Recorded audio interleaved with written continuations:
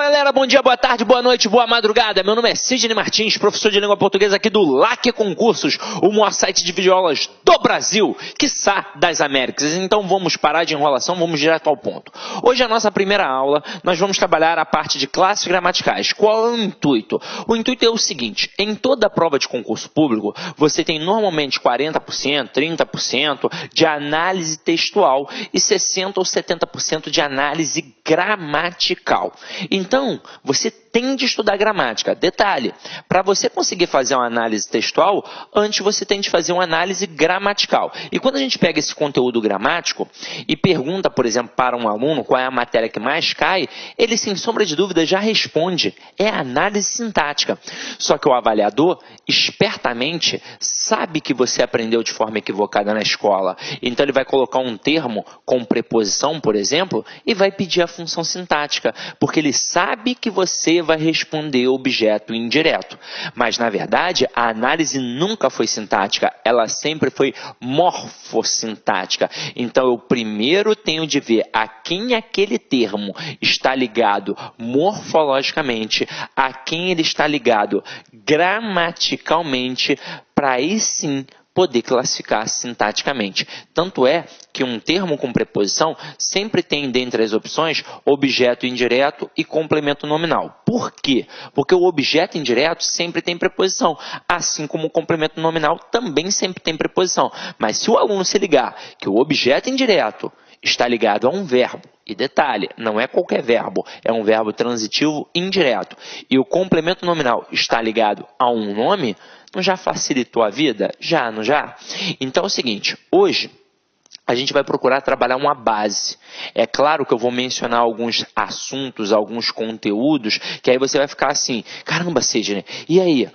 Você não vai falar sobre isso de forma mais aprofundada? Não, porque ainda não chegou o momento. Você vai aprender quando chegar o momento. E algumas coisinhas aqui que não tiverem muita importância, eu já vou fazer uma reflexão e chamar a sua atenção para isso. Afinal de contas, a gente não vai fazer um curso de letras.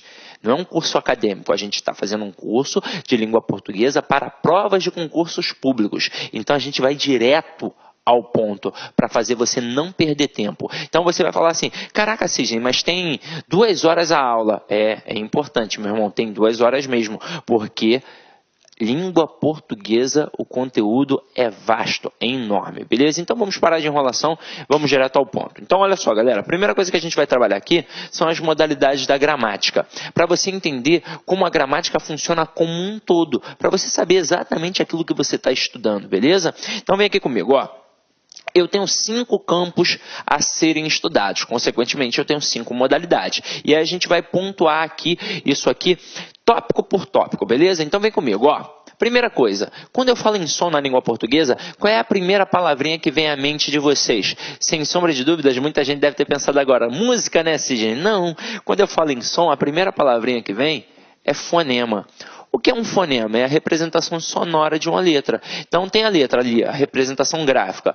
O som que ela propicia é o fonema. E para estudar isso daqui, nós temos a fonética.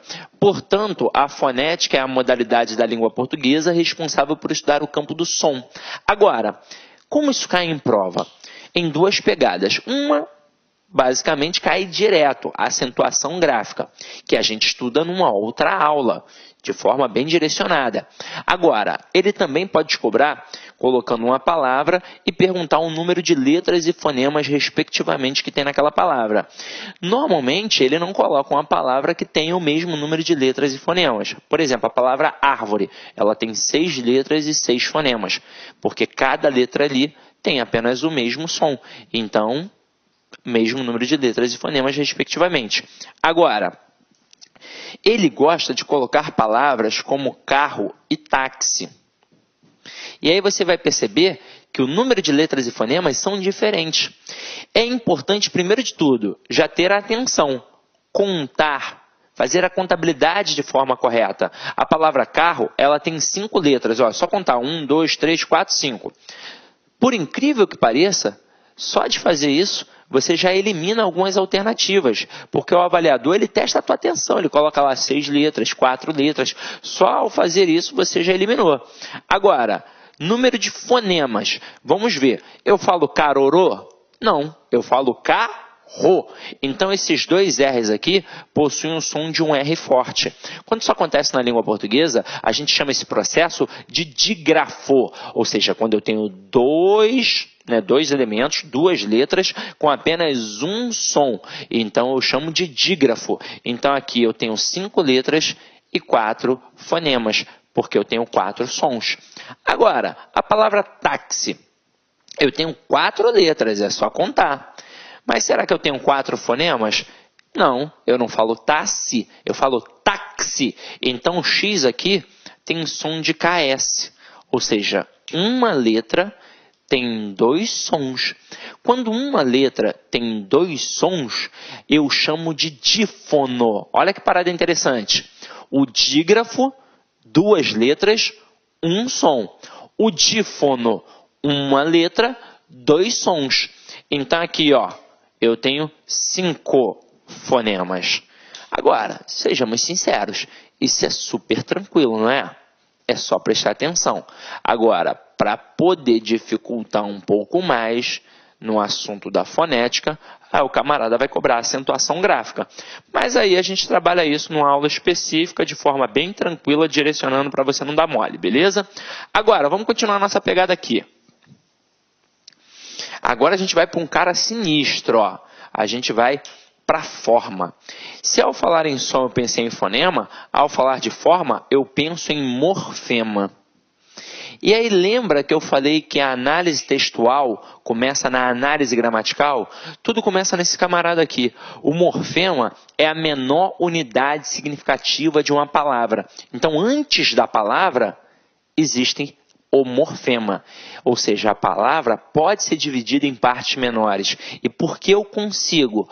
Porque cada pedacinho ali é um morfema, porque cada pedacinho ali atribui uma significação. E ao pensar em morfema, eu penso em morfologia. Aqui está uma matéria importante, né? Uma modalidade. A morfologia, ela é responsável por estudar o campo da forma. E eu falo aqui agora, então, estrutura e formação das palavras e propriamente nas classes gramaticais. Se a matéria que mais cai na prova é análise sintática, eu preciso ver a quem um camarada está ligado gramaticalmente para aí sim poder classificar. Eu ouso dizer que se você não sabe morfologia, se você não sabe identificar uma classe gramatical, você não sabe nada em língua portuguesa. Agora, a nossa aula de hoje, ela é bem magética. Eu não vou fazer como você aprendeu na escola. Eu não vou trabalhar classe por classe. Eu, na verdade, vou pegar todas as classes e vou mostrar como elas se relacionam entre si, para você entender o processo não só morfológico, mas também sintático. Essa relação que elas possuem entre elas, beleza? Então, vamos lá. Então, a próxima é o campo do estilo. E ao falar em estilo, eu penso em estilística. Galera, aqui, ó, a gente não estuda a fundo no concurso público. Assim como, com certeza, você não estudou a fundo na escola.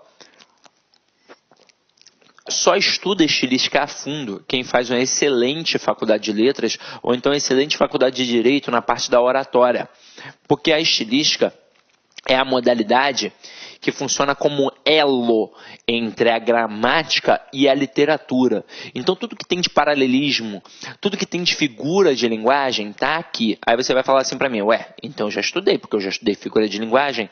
Em provas, caem no máximo umas 10. Tem mais de 300 figuras de linguagem. Então, com certeza, você não estudou tudo. Ah, Sidney, mas e aí, como é que fica? O conhecimento básico que a gente precisa daqui, do campo da estilística, a gente joga para cá, ó, para o campo do significado. E isso aqui é importante realmente para a gente. Ó. Quando eu falo em significado, eu penso em ideia, eu penso em sentido. Então, eu vou colocar aqui a palavrinha sema, que me remete à semântica.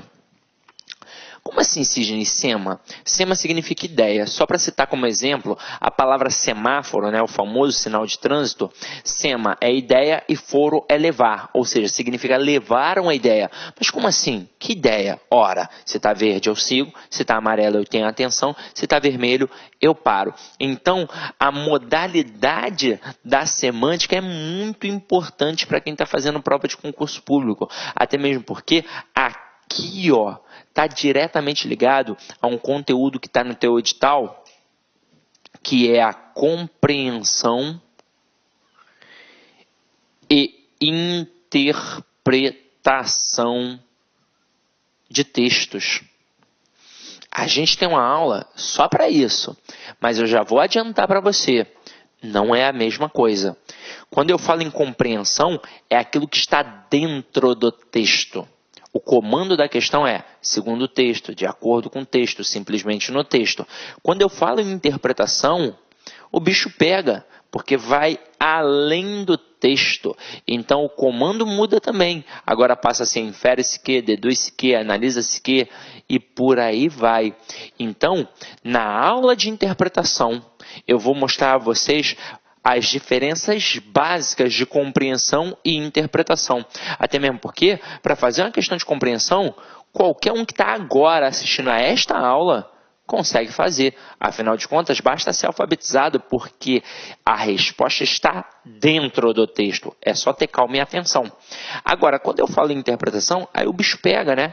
Porque vai exigir conhecimento de mundo. Quanto maior o teu conhecimento de mundo, maior a tua capacidade interpretativa. Então, tem sim de ter lido bons livros, de ter visto bons filmes, de ter escutado boa música, idade conta, viagens conta, tudo isso vai contar. Aí você vai falar, pô, então tô ferrado, porque eu só vejo Sessão da Tarde, escuto a Anitta, mas para sua sorte, as questões de concurso são, na maioria das vezes, de compreensão. E quando são de interpretação, são questões muito tranquilas, que você vai ter assim, com certeza, o texto ainda como base. Então, se você trabalhar estratégias que a gente ensina aqui, com certeza vai dar certo. Só que ainda não é um momento, né? É para a aula de compreensão e de interpretação. Só chamei a atenção para a importância desta modalidade. Agora, e quando eu falo em relacionamento? Eu penso automaticamente em função sintática. E ao pensar em função sintática, eu penso em sintaxe. E é sintaxe mesmo, tá, galera? Com som de 2 S's, porque é um termo que já existia antes de vir para a gramática. É um termo militarizado. Quem é militar da antiga, com certeza vai lembrar. A sintaxe é a reunião de grupamento. Ou seja, era um momento em que a galera definia quem ia cuidar do material bélico, quem ia cuidar da arrumação, quem ia cuidar da limpeza, quem ia cuidar da cozinha. Então, reunião é ou não é um intervalo de tempo para as pessoas se relacionarem? Então, nada mais justo que chamar de sintaxe a modalidade que estuda o campo do relacionamento. E por que o campo do relacionamento? Porque eu nunca classifico sintaticamente. Eu sempre vejo a quem o camarada está ligado morfologicamente, a quem ele está relacionado morfologicamente, para aí sim poder classificar sintaticamente. Então, galera, definição agora. Dessas 5 modalidades, 3 são extremamente importantes para nós. Primeira, morfologia. É a base da gramática. Se eu não sei morfologia, eu não sei nada. Ah, sim, eu pensei que fosse a fonética. Não, não é. A fonética é muito importante quando você é criança, que você ainda precisa saber como pronunciar determinadas palavras. Tanto é que um estrangeiro, quando vem para o Brasil, ele tem de primeiro aprender fonética. Quando você vai aprender uma língua estrangeira, você tem de primeiro aprender fonética. Você não vai trabalhar a gramática da língua. Afinal de contas, se você ainda não sabe a pronúncia, de nada adianta apenas trabalhar a gramática da língua, né? A estrutura morfológica e sintática. Agora, para gente que já sabe pronunciar, o mais importante agora é a morfologia, porque fonética você já sabe. Olá, meus amigos, minhas amigas. E aí, gostou da aula do professor? Então, eu, professor Luiz Antônio Carvalho, estou aqui para fazer um grande convite para vocês. Quero convidar vocês a conhecer a nossa proposta pedagógica para o concurso da PM Espírito Santo 2018. Nós aqui da Lá Concursos, nós estamos disponibilizando 4 cursos, aliás, 2 cursos, um para o cargo de soldado, um para o cargo de oficial, todos os cursos super atualizados, ponto a ponto do edital, super competitivo.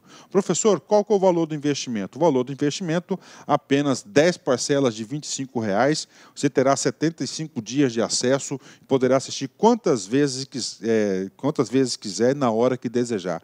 Pode ter certeza que é uma grande aquisição, é um grande investimento. Vem conosco, vem estudar aqui na Lá Concursos. Professor, eu quero saber de mais informações, né? Então, nós aqui da Lá Concursos, nós estamos montando aí uma lista de transmissão exclusiva da PM Espírito Santo, né? Inclusive, nós queremos fazer alguns aulões ao vivo de revisão, tá? Então, se você quiser participar dessa lista, não paga nada, informações, dicas, exercícios e assim por diante. Nós temos aqui o DDD 65997719373, que você vai participar dessa nossa lista de transmissão e você vai ficar super atualizado aqui na Lá Concurso. Mas, antes de qualquer coisa, convido vocês a se matricularem no nosso curso online completo, ponto a ponto do edital, super atualizado da Lá Concurso. Um forte abraço, eu espero vocês. Tchau, tchau. Clique lá.